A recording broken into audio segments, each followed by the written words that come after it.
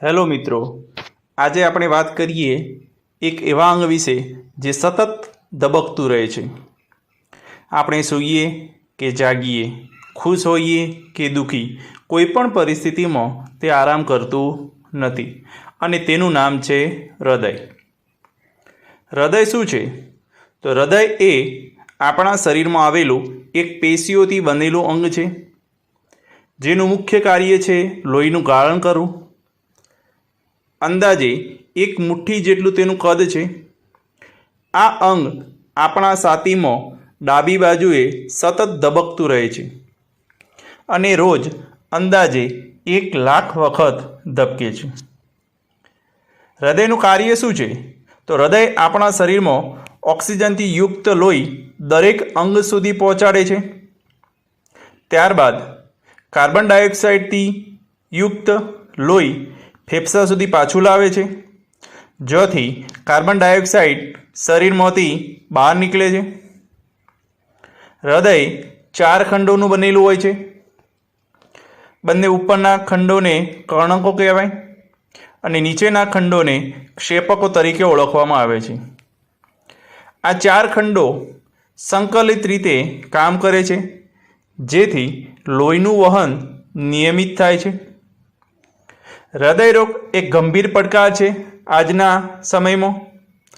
આજની જીવનશૈલીમાં હૃદયરોગ cardiovascular disease એક મોટી સમસ્યા બની ગઈ છે. ભારતમાં દર વર્ષે લાખો લોકો હાર્ટ એટેક અને સ્ટ્રોક જેવી સમસ્યાઓથી પીડાય છે. હૃદયરોગ થવાના કારણો કયા કયા? તો હૃદયરોગ થવાના કારણમાં સૌથી મોટું કારણ ફાસ્ટ ફૂડ અને વધારે ચરબીયુક્ત ખોરાક ખાવાથી, નિયમિત કસરતનો અભાવ, ધૂમ્રપાન અને દારૂનું સેવન કરવાથી, વધુ પડતું ટેન્શન અને પૂરતા પ્રમાણમાં ઊંઘ ન મળે ત્યારે, અને વિટામિન ડીની ઉણપથી.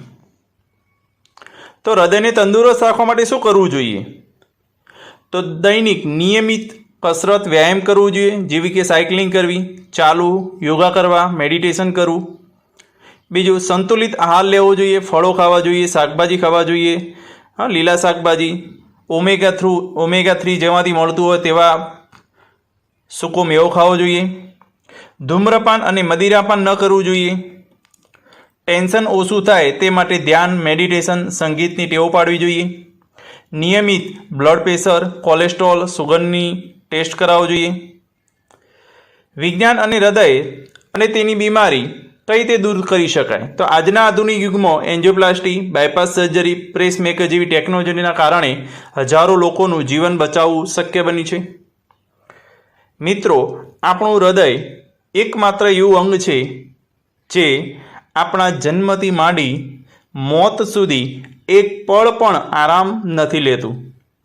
તો આપણી પણ ફરજ બને કે આપણે તેને આરામ આપવા માટે એવી જીવનશૈલી અપનાવીએ કે જે તેના માટે સારું હોય.